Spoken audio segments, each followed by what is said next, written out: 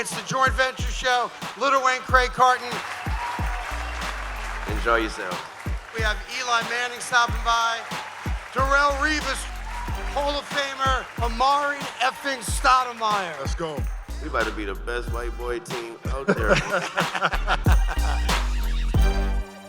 Welcome to New York City, Lil Wayne. How y'all doing? Everything's great. Before we have a super duper episode, this is our first premiere episode that's going to go live on Wednesday. So we have Eli Manning stopping by. We got Darrelle Revis stopping by. We got Amar'e Stoudemire stopping by. But a lot of people always want to know, how did Wayne and I connect to do the joint venture? Well, I was applying to be his assistant a few months back, and my hygiene is great. I got that box checked, right? I love dogs. I got that box checked. But man, I cannot roll a blunt to save my life. So it's either be your assistant or be your co-host. So I chose co-host, right?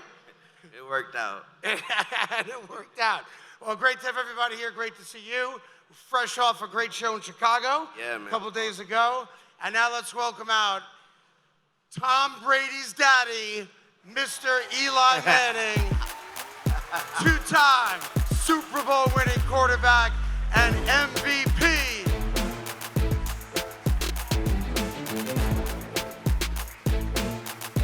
Good morning, Eli. Good to see you, pal. Good to see you. What's up? How's everybody doing out there? All right. Love it. Yesterday, I'm here at Fanatics Fest, and you come in. I know you heard it, and everybody's chanting about you being Tom Brady's daddy. I didn't know that you had adopted another kid, but what's it like being Tom Brady's daddy? No. Tom's the man. So I like to give him a hard time. Not many people can give Tom a hard time. Correct. I'm like one of the few people that has like a little bit that I can rib him on. But anyway, he's still 7 Super Bowls and multiple MVPs. Even though Justin Bieber destroyed him in the Fanatics Fest Right. games, what's going on with that?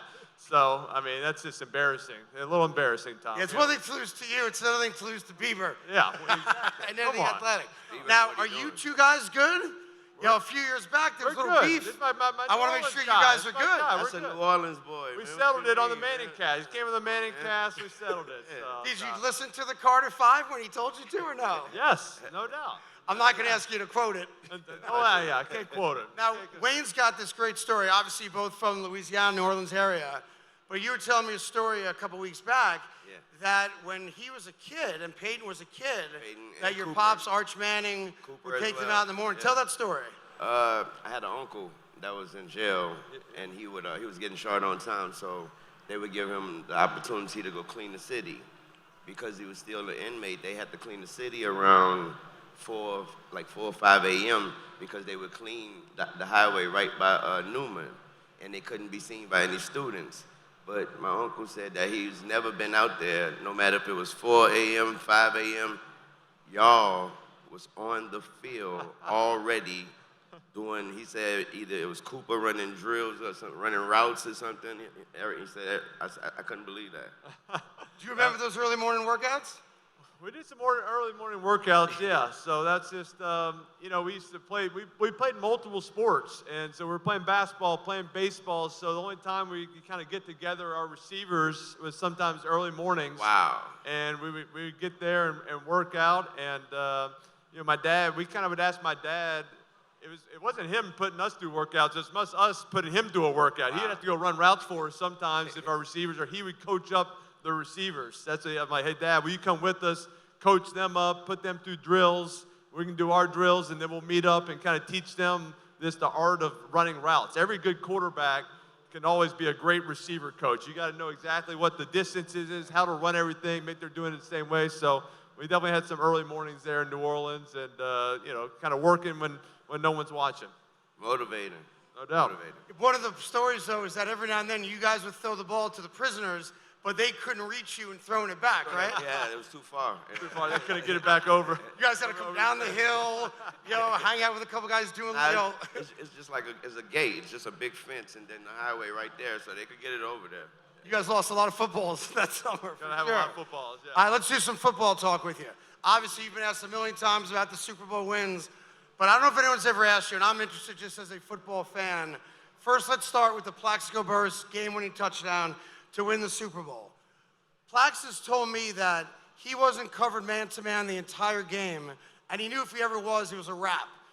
Walk us through coming out of the huddle, looking to your left and recognizing that Plax has man-to-man coverage, and what's going through your mind in that spot? Yeah, we kind of had a good drive going down there. They played like all zone. They're kind of double team Plaxico, keep a safety over the top him, and then play kind of a zone to the 3 receiver sides. So we're always in trips right, and down there in the red zone, they either play kind of their normal zone, kind of quarters, or they eventually come out blitz 0. So we knew to the 3 receiver sides, and they played zone. We have good combinations, and we kept kind of hitting Steve Smith, hitting Amani Toomer.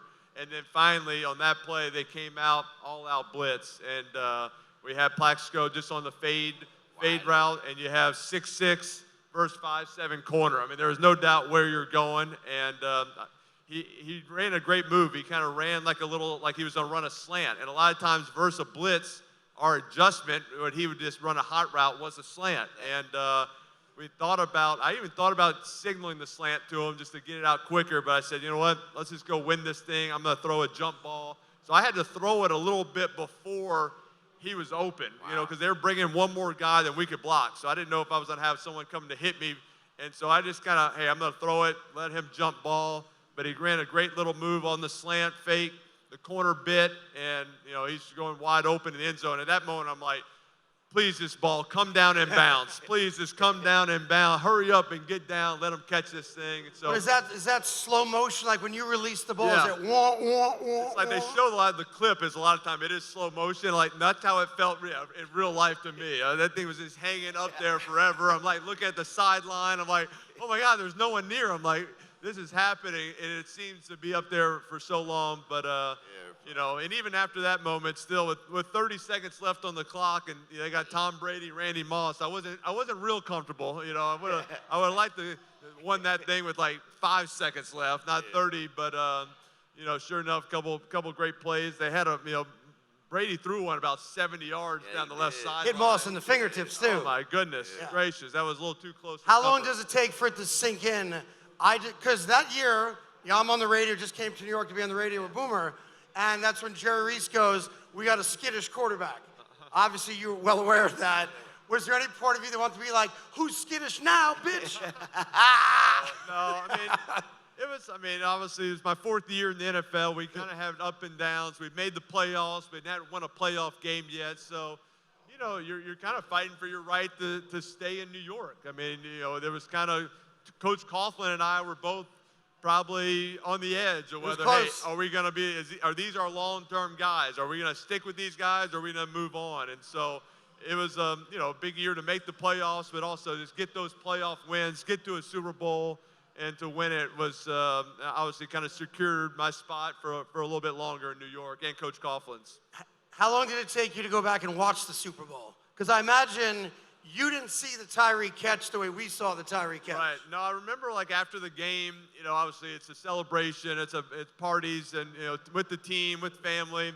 I probably got back to my hotel room. I was with my wife, and it was like 3 or 4 in the morning. I had to get up at like 6 for a conference, and I remember getting in the room. It was like 3 or 4 in the morning, and I was like, hey, I want to watch like ESPN. I want to watch Sports Center. I want to see the catch. I want to see the play. I want to see the catch. I really haven't seen it yet.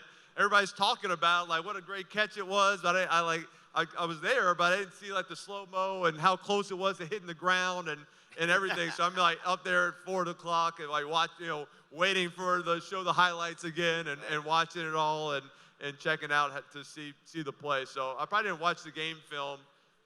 It's not like now where you could go on an iPad and watch it right away. You had to be in the facility and watch it. So it was maybe like a week later that I finally got to go in there and watch the whole game. So you had no idea in the moment that he traps on his helmet, that Harrison can't knock it out. Like, when did you find that out? Yeah, you kind of heard people talking about it. Peyton came in the locker room. He was talking about the catch. I remember there was like audio of us together, and I'm like, hey, what? He was like, tell me a little about Tyree's catch. He's like, yeah, he had like, it's unbelievable. It was on Harrison's hanging all over him, had the one hand on the helmet, and I was like, I want to see it. Like, I really haven't seen it yet. So, it's just unbelievable performance by David Tyree. You think about Tyree, I think he had like 12 catches on the whole season. The whole season, yeah. Like didn't have much. Ends up having he had a touchdown earlier in the game. We kind of put him in.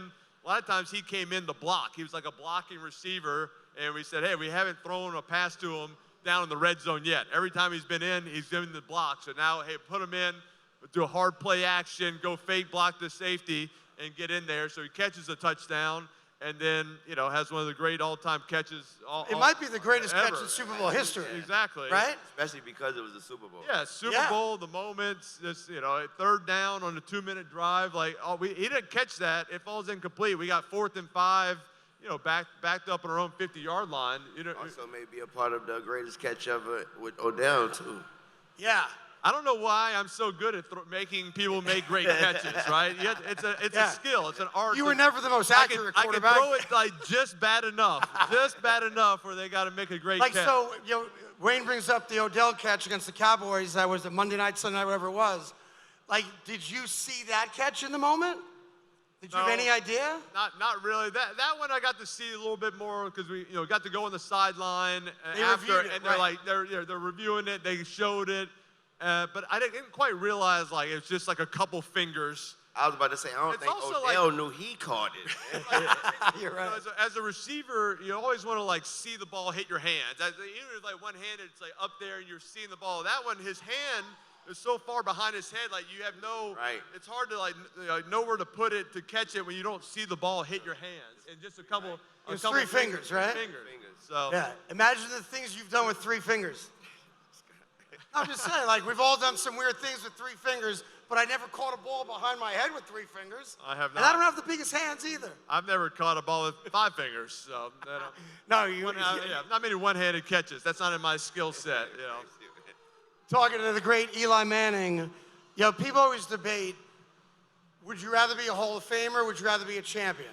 Your day's coming. I know you didn't get in this past year, but there's no doubt you're going to be a Hall of Famer. But if you could pick the two, because it's an interesting conversation piece. You always ask people Would you that. rather be one of the greatest of all time because you're in the Hall of Fame, or would you rather be a champion? Like guys like Dan Marino, who are obviously among the greatest of all time, but not a champion. In basketball, there's tons of those guys.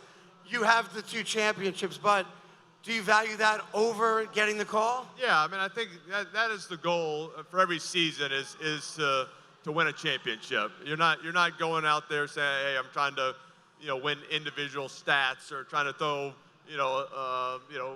get an MVP. Hey, you want to go win a championship, and that's where you're working towards. It's a team game. It's a team goal to go out there and overcome all the obstacles that are thrown at you. You never know how it's going to play out, how each game's going to play out, but you got to find ways to win football games, and so that's the goal. And to have those championships, to share that with your fans, like to go down the Canyon of Heroes and have a parade in New York City. There's not a better atmosphere than that. But to have those championships with those pals, those teammates, that's a special bond that when you see those guys, it's an automatic hug. I mean, you hug them because you've gone through so much, just overcoming the plane rides home, the tough losses that you stick together, you have each other's back, overcoming those things.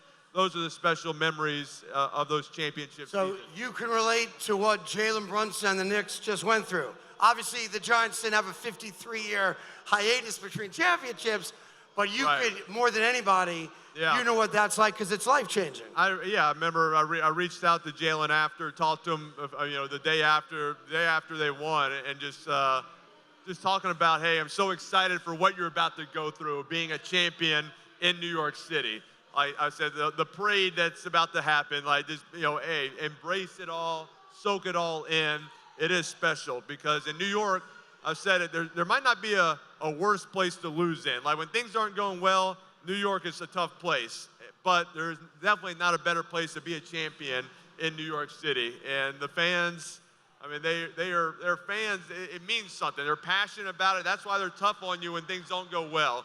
But when you win, it's definitely, hey, we won. It is a we atmosphere. They want to celebrate with you. They feel they're part of it because they're so invested. They listen to the talk shows. They go to the games. They are so all in on it that you can feel that passion when you win a championship. Was there ever a time late when McAdoo benches you for Geno, which obviously the fan base went crazy about? He gets fired. Jerry Reese gets fired. Was there ever a thought, you know what?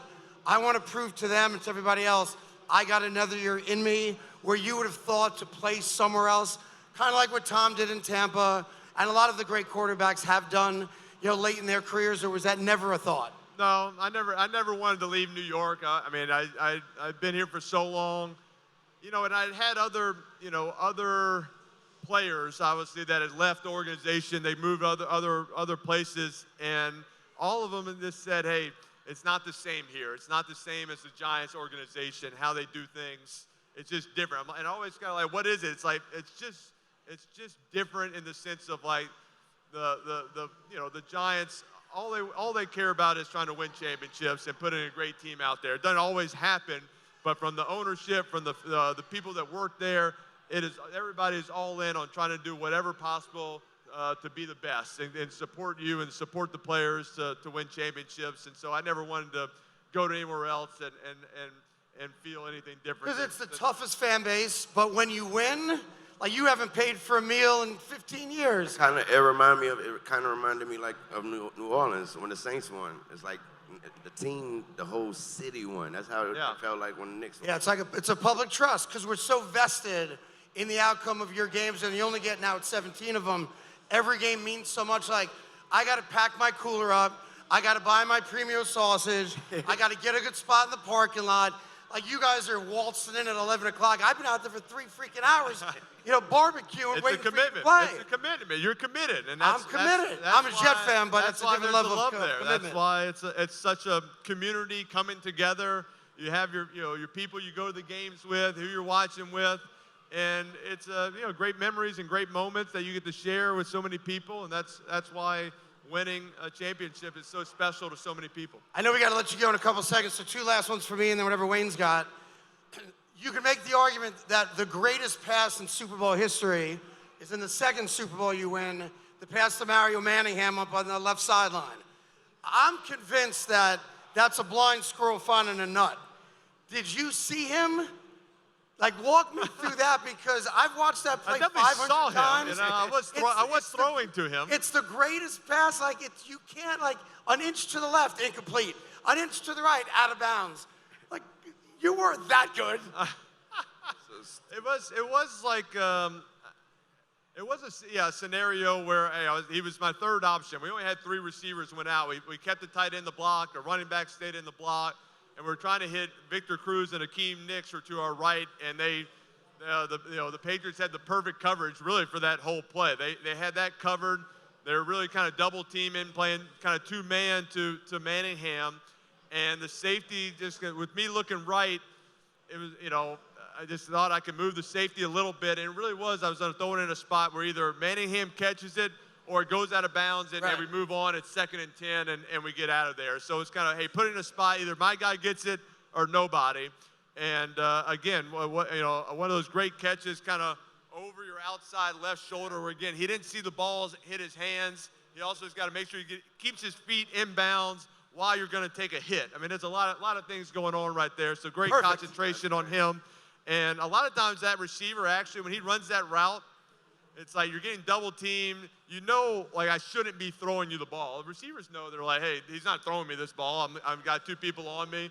But he kept full speed the whole time. He ran it, I think earlier in the season I got on him. Kind of something similar happened where he was like, hey, I'm getting double teamed. I'm not going to run that much. And I kind of took it easy, and I like got on him about it. Lazy wide receivers. They're all prima donnas, the wide receivers these days, he ran that one full throttle. He wanted the ball. You could tell, like, hey, those guys, when they want the ball, they run harder. They want to get open. He's trying to get open and made a great play.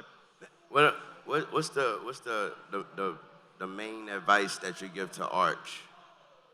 Yeah, Arch, I think, for him, he's in Texas, hey, just always kind of talked about with quarterbacks. It's easy if you go out there in the summer, kind of, we talked about those morning workouts with your receivers. You go out there, like, you don't throw routes until you get it right. You don't say, hey, we'll throw one hitch and one slant, and you go through the route tree. We missed one, whatever, we'll move on to the next one. You don't throw it till you get it right. You throw routes till you can't get it wrong, where it's just automatic. It's automatic. Every receiver is running it the exact same way. And hey, if you got to run it 10 times in a row, run that same route 10 in a row till all the receivers do it right. You're throwing it in the same spot where it's so automatic that you're just dialed in. Then you move on to the next route. So that's what you got to get with these receivers. You got new receivers coming in. You got transfers guys coming in. You got to put in the time, when no one's looking. Where you're not just at practice. You're on the field together where you can really dive in, dial into those routes, and just get on the same page where you know exactly what they're going to do in every scenario that comes up. Plaxico told us a story a couple years back that he gave you the nickname Easy Eli. And at one time in the locker room, when you guys got your checks, he switched checks with you. And you opened up your envelope, and the number was way off from what you make versus what Plaxico makes. And he was just waiting to see your reaction to it. And his point was, you make a lot more money than me. You better throw me the damn football so I can get a raise. Do you remember that moment in the locker room? I don't remember that. We played a lot of pranks with each other in the time, but Plaxico was good. And hey, he got open. He was a big target. Plaxico is one of those guys. I remember. I do remember switching Sunday. I don't remember the checks. One time he left his playbook, and we got switched. He had mine. I had his. So I was going through. And Plaxico is one of those guys. He's sitting in the back of the room. Of the meeting room. You kind of don't know if he's like awake or asleep. He's got the hood on. And then I got his notebook and I looked at his notes. I'm going through it. The guy had the best penmanship and took unbelievable notes. Like everything the coach was saying, he was writing everything down. He knew and that's why he didn't make mistakes. He knew his sights, he knew his hots, he knew the adjustments we were gonna make. He knew, the technique of the cornerbacks, like everything that was being said, that was being taught, he was writing it down, he was taking his notes. And so, it's like he didn't want anybody to know he was working hard, but he was working hard. I don't know why he didn't want people to know that. Now, a lot of people talk about, like I did, prima donna wide receivers. Wayne's the style guy of this show.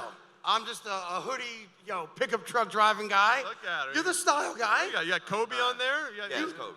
Amazing. You are the style guy. You got more style than I do. No. I can admit that, Wayne. It's all good. It's not about that, man. Anyhow, I want to get your take on it. Big-time quarterback, two-time champion, future Hall of Famer. He's got his own socks on.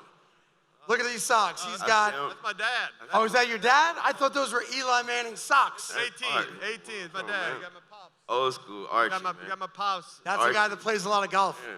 That's it. Well, look, I appreciate you coming through. We could talk to you forever. I know you got other stuff to do. Good luck on the future balloting for the Hall of Fame. Appreciate it. Last thing for you on that. Is it important to you to get in? It's not important to me. It's not something I'm losing sleep over. I mean, it'd be a great honor to get in. I think, to have that. I think a lot of my teammates would actually want me to get in. They want to come celebrate. It means something to the fans. It means something to the ownership, the coaches. A lot of my Coach Coughlin and Kevin Gilbride, my offensive coordinator. It means something to them to have a player get in the Hall of Fame. And so it would be a great honor to join that group of people and that fraternity. But it's not something where it's going to change how I look back on my career. Right. About, again, it's about my teammates. It's the relationships that I have because of football, what it's given me, or what I'm going to cherish more than anything. And would you have Peyton introduce you? Or your pops or who? I don't know. Probably either a coach or my dad. Peyton would try to steal the spotlight and he would try to take all the credit. What he always does. Eli Manning, everybody, appreciate you coming through. Very much.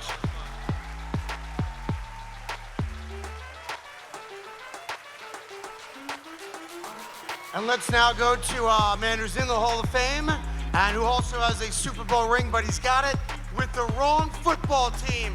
Ladies and gentlemen, straight from Revis Island, Darrelle Revis joins us. Come on out.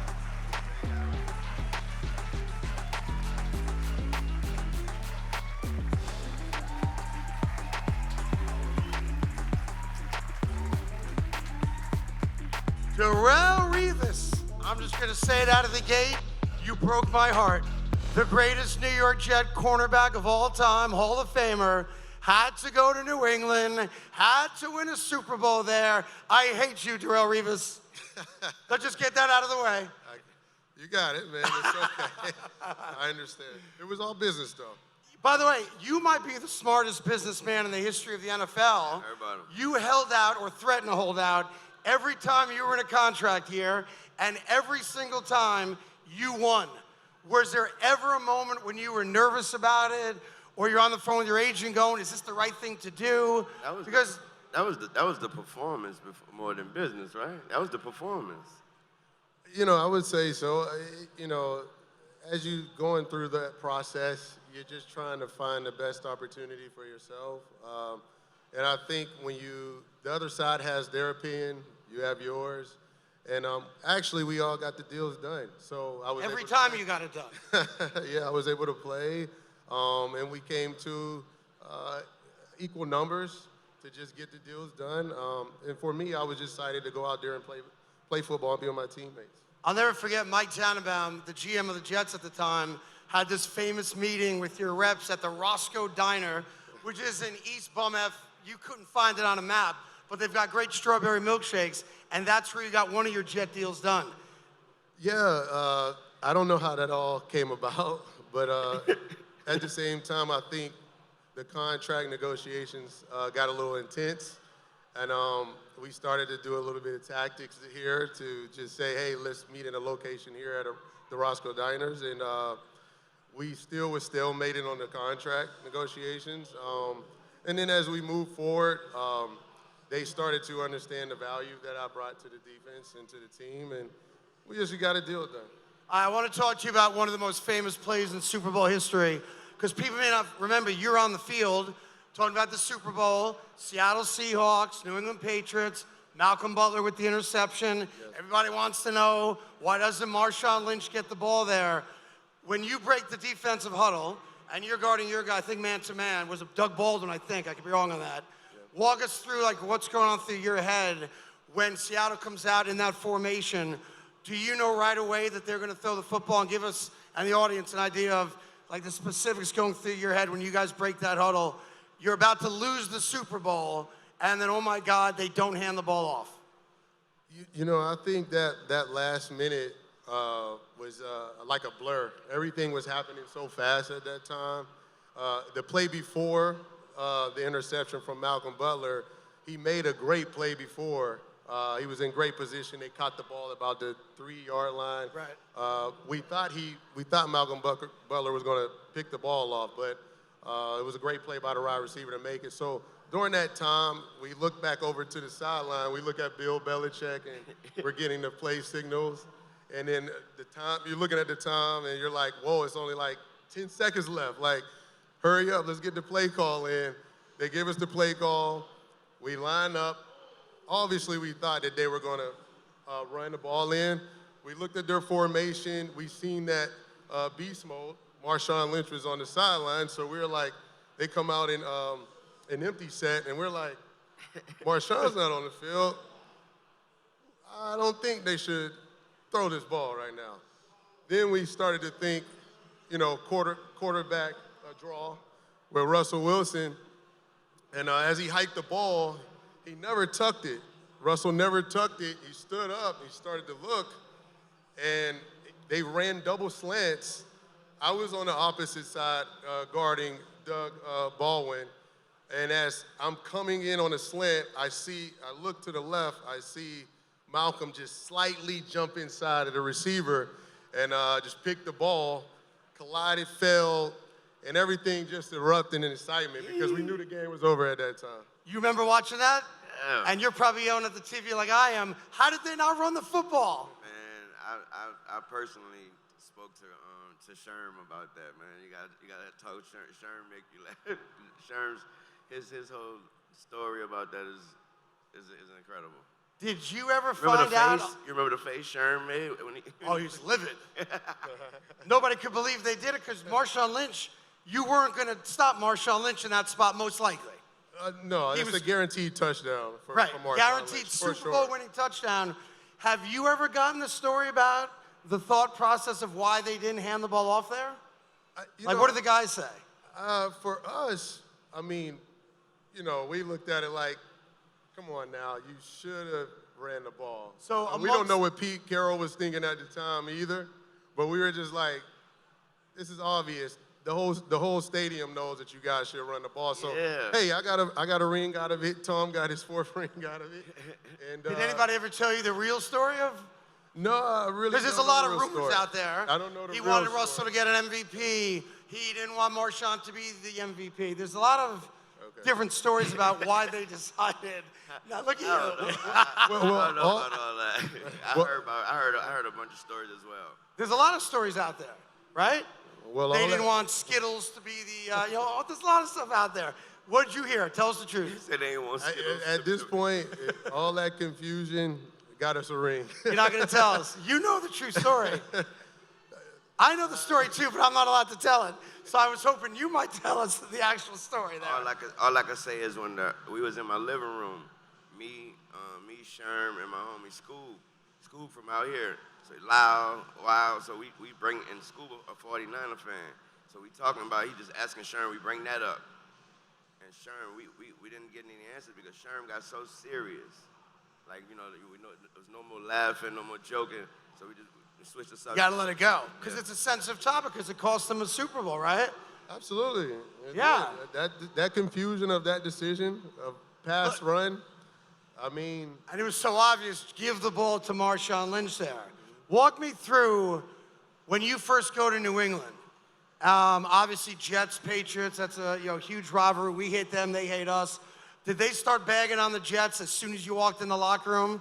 Like, what do they? Nobody is worrying about the damn Jets. No, I'm worried about the Jets, Wayne. I'm saying, you really think them people something this Yes. man walking there, they go ask him something, tell him something about the Jets, bro? I bet you Bill Belichick had something bad to say about the Yeah, Jets. Bill probably did. Yeah. when I first got there, no, that was not the conversation. But, obviously we're in the same conference, AFC East. And the first week we played the Jets, earlier in the season, as we start going, through the roster, the scouting report, and the game plan, as I'm sitting, we're sitting in the team meeting, and Bill Belichick's, he gets on the podium, he's like, all right, guys. He's like, this week, we play the Jets. So I'm kind of waiting to see if he's going to say something kind of slick or something crazy. So he's like, look, they're going to play you tough, they're going to play you hard, but they're not very disciplined. So in the fourth quarter, they're going to make errors, they're going to make mistakes, and then that's where we'll capitalize and take advantage of those mistakes. All right, so it wasn't too bad. It wasn't too bad. All right, we do a thing here every now and then. It's called a blind rank. So it's going to be 1 to 5. I'm going to give you, it's the 5 worst Jet moments when you were a New York Jet. All right? Now, I'm going to give you one at a time. You have to put them in whatever spot you think it's going to be. Once you use that spot, you can't use that spot again. Okay. You got it? Okay. All right, in no particular order. And you have to decide, is this the worst Jet moment, second worst, etc. All right? No particular order. When you wake up on a random morning and the back page of the New York Post has a picture of your head coach who has a foot fetish, Rex Ryan. Now, it was his wife's feet and toes, so nothing wrong with it.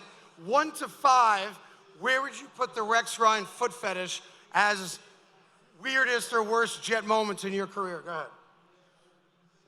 1 to 5. So 1's the worst Jet moment. 5 would be the 5th worst, but I only have 5. Where do you want to put the Rex Ryan foot fetish? I'll put that at 2. Number 2. All right. Did he ever address the team about, guys, look, it's my wife's feet. They're sexy feet. I like to kiss those feet. You guys do your own weird things. That's my weird thing. Yes, he addressed that. He addressed it? Oh, my God. He definitely addressed it. What did he Because say? It was all it was all in the news. It was a big topic of discussion at the time. He just addressed us and just said, "Hey guys, there's going to be an article coming out that I have a foot fetish," and we were kind of like, "Wait, what? This is mostly football. What are we talking about foot fetishes for?" But we all know now that Rex loves feet. He likes feet. That's his thing. Everyone's got their own little things, their little picadillos. His was his wife's toes, and they even made a video. Did you guys see the video? Yes, I've seen the video. When you saw the video, and it's Wayne, it's him going up to like a car, and his wife's like got her feet out the window. It's like summertime, her toes are out. I saw it. And he's like, "My, you've got some lovely feet." I saw it. When you saw that video, what did you think? that was something it went viral, but that was something that's just like, Rex, I didn't notice about you at the time. But it's something he likes is his vice, and it's his wife. It is his wife. So again, I'm being respectful. He talks about it. Yeah. All right, so that's number 2. All right, here's one. You were back with the Jets when a very little-known special team player punched Geno Smith in the mouth and broke his jaw. Were you in the locker room when that happened? Yes, I was there. I was there, and I heard, like in the neighborhood, you know, when you grow up, you hear a smack, and I kind of looked and was like, yo, that sounds familiar. Oh. So you heard the connection. I heard the connection for sure. And did you go running over like what the F just happened? The entire locker room ran over to that area, kind of see. I had to kind of go around the bend and see what was going on. But That's offense. That's offense. Todd Bowles had an emergency press conference and said, oh, and by the way, our starting quarterback's going to be out for 6 to 8 weeks. He has a broken jaw. You can ask him about it. And I love Todd, and he's a very kind of close to the vest guy. He hated to have to do that because everyone's like, what the heck happened? And it was over $500 as, you know, yeah, it was a charity event that it was Gino blew charity. off, and the guy, Ike Kanambaba, was like, look, you blew off my camp. Yeah. I want my money back. I bought you a first-class ticket. Yeah. And Gino said, take a hike, Rook. Pow! Yeah, that's the backstory of it, and that's very true.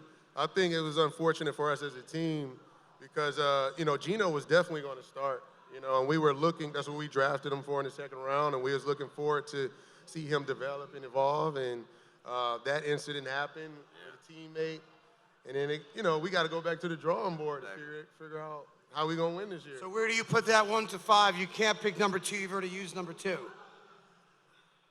I'll say that's 3. 3. All right, number 3. He's waiting for the obvious one at number 1. We'll see if he gets it. Here's the next one. That first half, January 23rd, 2011, the day my son is born. First half against the Pittsburgh Steelers in the AFC Championship game when the defense was a no-show. Came back, damn near won the game. What happened in that first half? That first half, as I recall, I think we came out a little bit flat. Flat? You know, you could just tell in the locker room, guys were a little bit more, usually before games, a little bit more excited. I do think that, you know, the Pittsburgh Steelers at that time were a very experienced football team, too, as well. So they've been in the playoffs year in and year out. That was kind of our year where we felt very strong. We felt we were confident as a team. And we felt that we had to go through Pittsburgh to beat them, and we knew it was going to be tough. But I recall it's just coming out a little bit too flat. Where would you put that? 1, 4, or 5? I'll put that 4. That's number 4. All right, we got 2 to go. I'll save the best one for last. It's Wayne's favorite play for the Jets. All right, when Rex decides to put Mark Sanchez back in the preseason game against the Giants because he's trying to win the Snoopy Bowl, and then he gets hurt, and obviously the season goes to pot right after that, you want to make that 1 or 5? I'll make that one 5. Number 5. You're a real Jets fan, boy. I swear to God, boy. Right, we went to back-to-back AFC Championship games, and then Rex got stupid. He might have been the foot fetish, Wayne. It could have been. All right, and now for all of us, not even debatably for me, number 1, so now it's your number 1, Thanksgiving night. You know what I'm getting at. The Mark Sanchez butt fumble. I thought that's what you was going for when you first said Mark. That's what I thought you was going for. Yeah. Number 1, did you know it happened when it happened? And walk me through how bad that Thanksgiving was for you. The turkey was dry. That's number 1. So you can jot that down. But I was in my living room watching the game, tore my ACL. So I was out during that year, and I had my leg, you know, kicked up. I was just trying to recover, rest, and I'm watching the game, and that play comes up, and I just cut off the TV. I was so pissed. Couldn't watch it after that? I was so pissed because they picked up the fumble. Obviously, the Patriots ran it back in for a touchdown, and I was really pissed because I'm a competitor. I want to be out there with my Wanna be out teammates there, as well yeah. since I was injured. And it was just tough. And then also just the embarrassment of the butt fumble as well. So. Final question for you, because I know we got to let you go. Tell us what it's like when the phone rings, and I guess you're expecting it to ring one way or the other, and the voice on the other end of the phone says, congratulations, you are now in the Pro Football Hall of Fame. That's one of the most, special moments that you can have. I mean, because you play back your career, the workouts, the teammates, the camaraderie with guys, and just waking up every day to just grind. I think that's when you get that call, it's just like, man, I finally get the recognition I deserve, and I'm in a fraternity with some of the greatest guys that ever played this game. So that was pretty awesome for me. Well, congrats on that. We appreciate you coming by. Yes. I know your son's playing some college football over at Mercyhurst. Yes. We got their starting outside linebacker here in the front row somewhere who's going to be playing with your son. Good luck with that. I imagine it's hard to watch your son play football and not be able to help him on the field. But we'll talk to you more about that next time you come through. Appreciate you stopping by. Darrelle Revis, everybody. Hall of Famer. All right, this super episode continues. Ladies and gentlemen, Hall of Famer, Amar'e Stoudemire.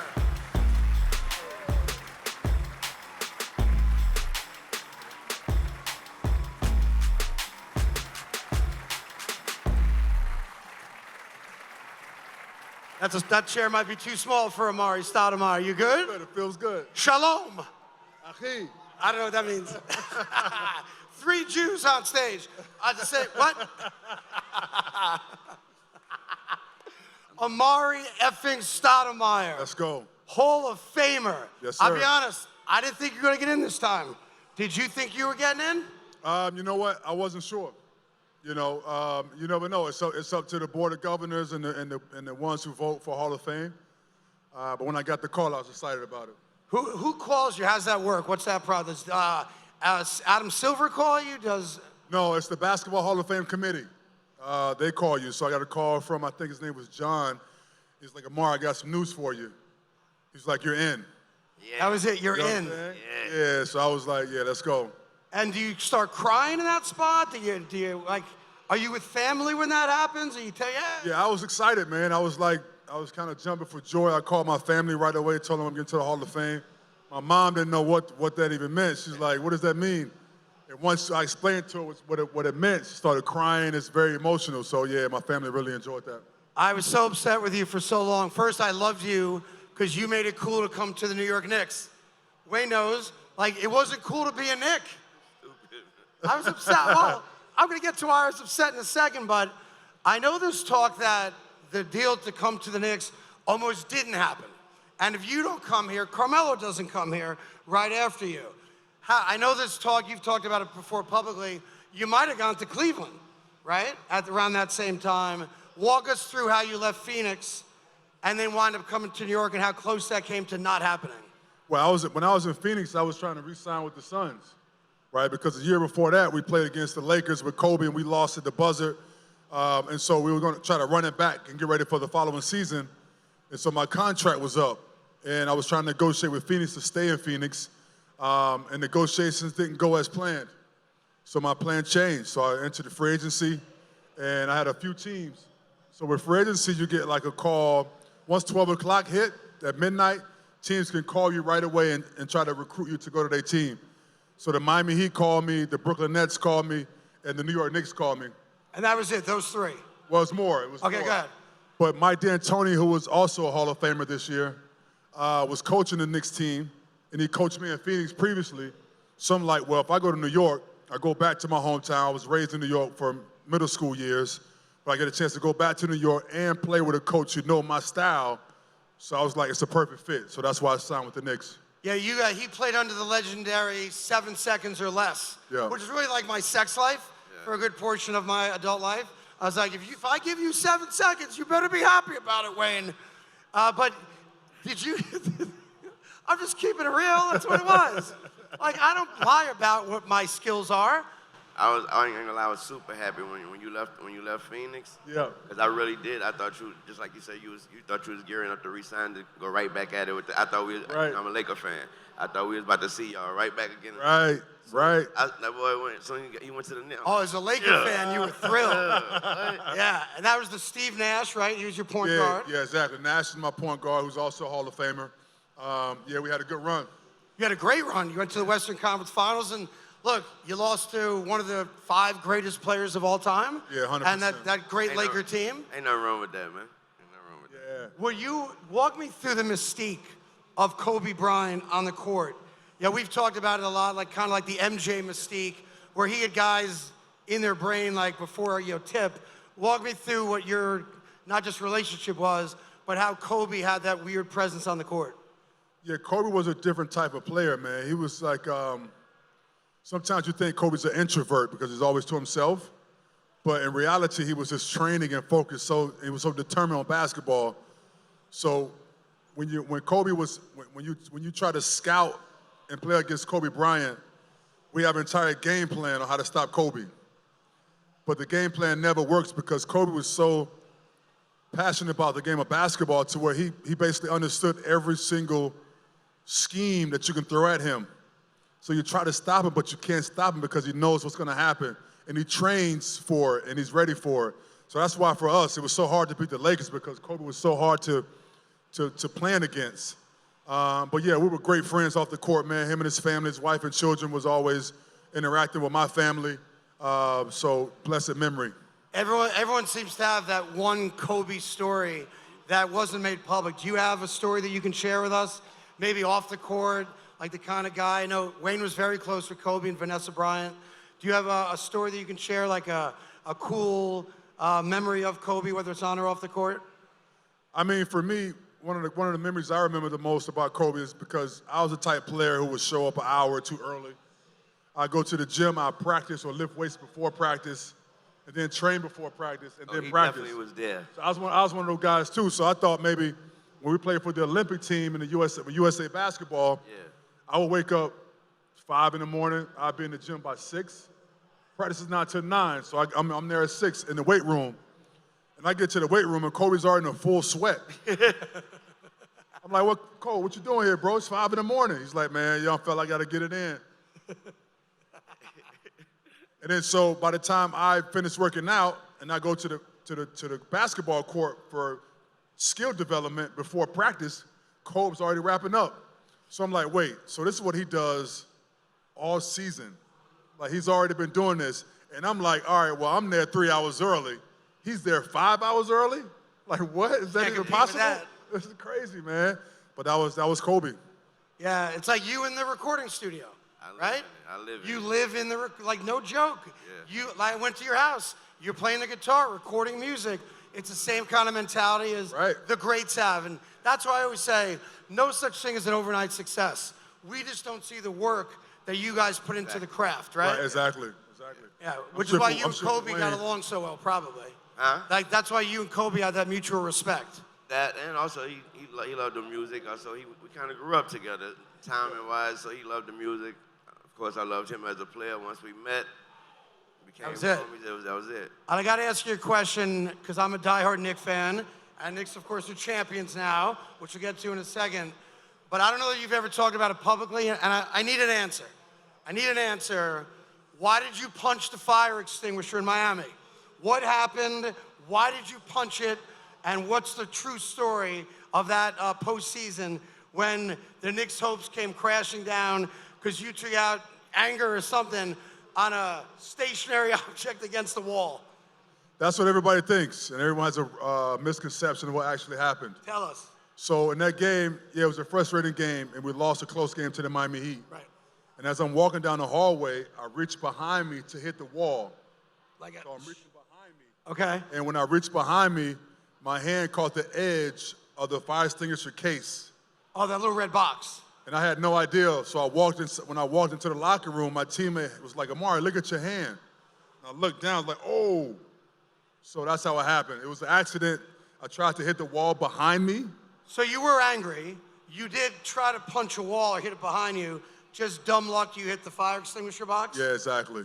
I was so pissed at you. How could I not? Like, you go down, we can't win. Well, no, I played the next passion, game. man. Yeah, but you weren't the same. I had 19 and 12 rebounds. Yeah, but we needed 28 and 40, and you didn't give it to us. And frankly, I haven't gotten over it. And then in Boston, you got to try some windmill dunks pregame, and you throw your back out. Yeah, I always trained, always worked out with a high level. So I couldn't really tame it down in warm-ups. And so in the warm-ups, I did like this 360 dunk, and my back tightened up on me. It's like, this son of a bitch. Like, doesn't he know how long it's been, Wayne? 53 years. Now, did you enjoy the Knicks championship run? Did you feel a part of it? I know I didn't see you back at the Garden. I know a lot of guys have come back, and there's a great relationship. What was it like for you as a former Knick? Because we have this philosophy, once a Knick, always a Knick. Did you enjoy the Knicks championship? He hated it because he's a Laker fan. Yeah, I enjoyed it. I enjoyed it. I think the guys really came together perfectly. Last season, they was almost there, and it was like just so close. But I think this year they took that motivation to the offseason and came back with Coach Mike Brown with a different type of offensive philosophy.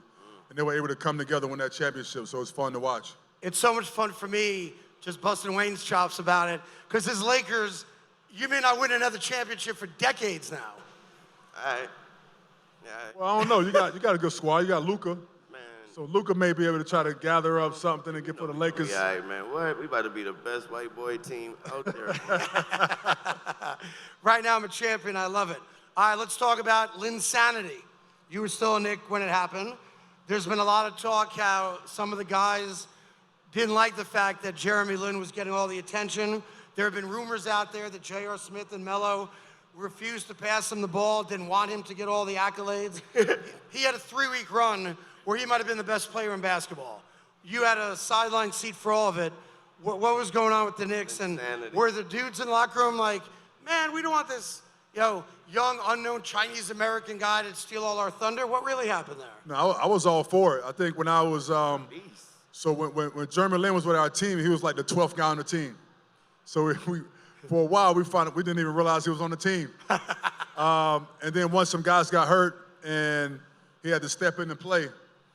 And for him, he was always preparing himself in practice, right? So we saw him in practice and he would work on his game. Let me stop you there. You knew who he was? Had you met him? Yeah, I knew who he was. Oh, just checking. But he was like the 11th, 12th guy on the team. Right, so you know you what I'm didn't pay him saying? any mind at all. So I was like the leader of the team, so I was focused on like big games and trying to prepare ourselves for games. But when players got hurt, he had to step in. And when he stepped in right away and went on a tear. He scored 30 points in one game, and then the big game he played against the Lakers, and he had, I think, 35 points. Against Kobe, that was that Friday night game, yeah. Yeah, and the city was on fire, man. So everyone was coming out to watch Jeremy Lin play. It was incredible to see what was happening. I was caught by surprise about the wave of all the energy that was coming in the city to watch him play. It was good. It was fun to be a part of. Did the guys not like the attention he was getting? Like, the whole city had Linsanity. And there's stories that some, like I said, JR and Melo, which they've tried to quiet down, that they just didn't like it. Any truth to that? Well, I mean, there's maybe a little truth to that, where some guys wasn't very excited about what was happening, but we were excited about it. We was happy for him, because for a player who don't have a big contract, trying to make a living, trying to make a team, and then to have the moment to step up, and then he steps up. It was fun to see him, enjoy that moment and celebrate with him during that time. I just realized you've got a gold menorah on a chain. First time I've ever seen anything like that. But it reminds me of the story when you first got. What do you have? He's got the menorah for Hanukkah right there. Well, it's not for Hanukkah. This is actually a menorah was inside the temple, the 7th branch. The 8-branch menorah is for Hanukkah. Is that a 7-1 or an 8-1? It's a 7 branch. So that's not the Hanukkah one? No. He's a better Jew than I am. Do you think you're closer to God because it's made out of gold, or it's bigger? No, that's how it was. So God commanded that the menorah was built in gold. So I just did what the Torah says, just make it in gold. The Torah said, buy a gold menorah. If that's the case, you're going right to heaven with all the bling you got on. Fingers crossed, I hope so. I got to ask, when I first heard that you had become Jewish and went to Israel and all that, there was a story, I don't know if it was when you were playing or right after, when you were in New York, that you took a bath in Manischewitz wine. That story's out there. Who? That's And what? Is there any no, that's truth no to truth. that? No, not at all. You've never bathed in red wine? I bathed in red wine, but it wasn't Manischewitz. What is man? Oh, okay. So the Okay. story's half right. What would you pick? A nice Bordeaux? No, it was a nice casual evening where I just went to this place where you can have these red wine baths. Wine baths. Yeah, there's a wine bath. So you sit in the wine bath, you sit back, relax, enjoy the moment, and just chill for a good half an hour, 45 minutes. You have your glass of wine, which is separate Do you from the drink it wine out of that's the tub? No, you don't drink your own wine, out of the tub. You have a separate glass of wine, you drink that, and then you just relax and chill. Can I? What's it do? It was supposed to be good for like rejuvenation. You get it's like a hot bath. So you get in a hot bath. Hot baths always kind of relax the muscles. So I guess the wine added extra, emphasis to like recovery. Gotcha. And I assume it's bullcrap, right? I guess so. Did you do it once or did you go back? No, I went once a week. Sorry? Once a week. If it didn't work, why would you go back? No, it felt great. It's like you relax, you chill, just kick back. Is there like a full massage with the release? No, you as get a part of massage. that? You get a massage before, Okay. and then you get into the wine bath afterwards. See, And then the this- cold plunge after that. What's after that? The cold plunge. So you go massage, wine bath, drink a couple glasses, cold plunge to wash the red wine off. No, you shower after the wine bath, and then you get into the cold plunge. This is the problem with people making money, Wayne. Sometimes you can make too much money because when you grew up, if I'd said to you, there's gonna be a time in your life when you're sitting in a bathtub of red wine, you'd have said, Papa, right? Maybe. You became bougie. That's your problem. You became a rich bougie guy. What other weird stuff have you done? Red wine That- bath. What other weird stuff have you done in the name of health? Like, did you ever go into like a hyperbaric chamber like Michael Jackson or any of that stuff? No, I did a cryo chamber. The cryo chamber helps with That's the recovery. frozen one. Yep. I do the Normatec legs where you put the boots on. How Yeah. long? How long you have to? How long you have to? The Normatec legs is like 20 minutes. Yeah. So it's for blood flow, and you got the ice compression wraps you put on as well. I tried it all for recovery, man. I wanted to stay healthy. You try, yeah, because you had a lot of injuries. Yeah. Right? Knees. What was the worst injury you had? Probably the knee injury. Yeah, and you can't obviously run an up-tempo offense if you can't get your ass up and down the court. But a red wine tub. I'm trying to think, like, if you ever taken Hey, Wayne, a you bath gotta in try. red You gotta wine? try that, bro. I'm telling you. I was about to ask you, is a place where it's set up like Yeah, that? it's set up. Okay. It's all set up. You just walk in, they got it all set up for you. Just go in And there this and is sit back. like, it's like in the basement of a place I couldn't find, or like they promote it? No, you won't be able to find it. No. I don't have that kind of credibility. Knock on their door, red wine bath, Carton for one. That doesn't work. What was it like going to Israel and playing basketball in Israel? Obviously, you stand out because your height. You won a couple championships there. Did you go there because the NBA was like, we're done with you, and you still thought you could play? Or was it something about going to the homeland? Why did you play ball in Israel for a couple years? It's a little both. I mean, I didn't want to be the player that traveled from team to team at the end of my career. You know, how guys get ready to retire and they go from one team to the next team to the next team. I didn't want that. And I had already invested in a team in Israel and Jerusalem, so I wanted to go there and play and also learn. So I traveled to go play for the team there, and I also went to go learn. What's the number one most life-changing thing you learned during your religious journey? Is there something that stands out? I mean, the compilation of a lot of things I've learned that was life-changing. And it's just a matter of having the dedication and time to learn. Do you think you want to become a rabbi one day? I mean, I'm not looking toward that at the moment, but the future's always the future. You know what I'm saying? You just never know. Before we let you go, we're going to find out from you right now. It could be any era.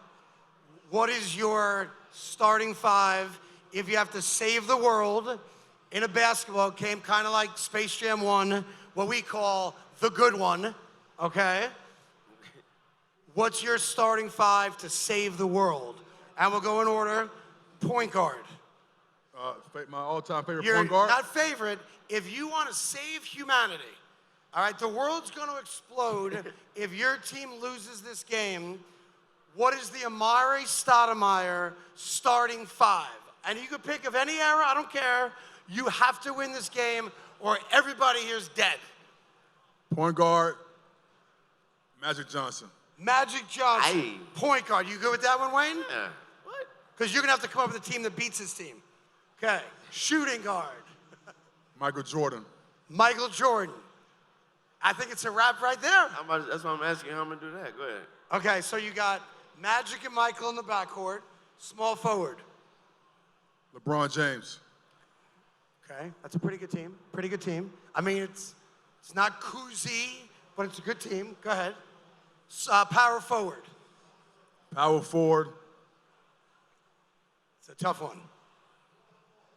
Power forward. Uh-huh. Take your time. We're in no rush at all. Power forward, I'm going to probably go with Tim Duncan. Tim Duncan. Who did you want him to pick? I was going to say Tim. Oh, you going to say Tim Duncan? And who is the big man? Are you going old school, Russell and Wilt? Are you going new school, Shaq? Are you going David Robinson? Who's the big man? Are you going Patrick Ewing? Probably not. I would have to go, only in this era of his game, Go ahead. Orlando Magic, Shaquille O'Neal. So young Shaq. Young Shaq. The Shaq that got swept in the NBA Well, I Finals. mean, okay, got The it. But young Shaq. No, the Shaq that was ripping down the backboards Yes, every game. not the Lakers Shaq. Not the Lakers Shaq. What was the difference in his game? It was more athletic, it was more agile, it was more powerful, it was more in shape. That's the original Shaq. Just younger. Younger, right. Can you get up down the court a little bit better? So that's your starting five. I don't know if there's a starting five There isn't. that can beat that starting five. No, there But isn't. he left Kobe off the list. Yeah, because you went by position, so if I had to choose a shooting guard. That's fair. Yeah. Got it. If I had said positionless basketball, then maybe Kobe makes your starting I five. could have moved Kobe to the 3 or something like that, Got maybe. it. What, did you play against Jordan I played against Jordan. His last year was my first year. when he was in Washington? Correct. Did he still have that aura Oh, about yeah, him? it was a whole different level, man. I couldn't even look at him. I was Really? like, He was that intimidating? I was shocked the entire game. Really? Yeah. Because, like, do you have to pinch yourself? Like, I would think that a young up-and-coming rapper, if he gets to share the stage, like Lil Twist, one of your Oh, yeah, proteges, for sure. it's got to be a really cool thing. I'm on stage with one of the greatest rappers of all time. Right. So I'm sure that's emotional. Oh, yeah. When you walk on the court and there's Michael Jordan, what was that exact moment like? I asked him a question. I was like, I mustered up all the energy in my body to ask him a question. And I was like, hey, Mike, what does it take to be great? What did he say? He said, young fella, it seemed like you already have it. I was like, yes, I got it. I got the formula, baby. I got what I need. Which means he knew who you were. Correct. Which, that's got to go straight to your head, right? But I also went to the Michael Jordan fantasy camp when I was in high school. You did. So I was able to meet Mike even back when I was in high school, back when he was playing, I think, with the Bulls during that time. Got it. Final thing before we let you go, and we appreciate you coming by.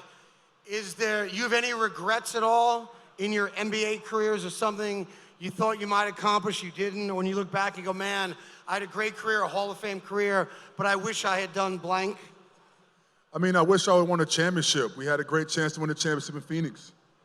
And Steve Nash deserves a championship. And I think we almost had that one run in 2007, I think it was. We had a great chance to win a championship that year. So that's one thing I regret is not being able to win a championship in Phoenix. Would you trade the Hall of Fame for the title? No, you can't trade the Hall of Fame. Hall of Fame is the highest level that any athlete can ever dream of. Championships, it's a matter of luck, having the right team, front office, and all these type of things. Hall of Fame is a collective body of your work that you put in as a player. That's the highest accomplishment. Are you nervous about the moment when you actually get to see, the bust and go in? Yeah, I'm nervous. I'm not sure what to expect, but I'm excited about it. Who's going to introduce you?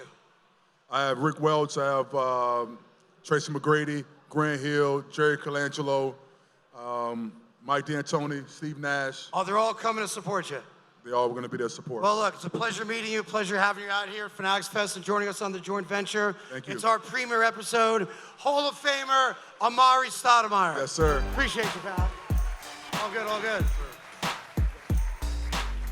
Please download and follow all the social media and YouTube the joint venture show. Lil Wayne, Craig Carton, any final words you got for the crowd? Go ahead.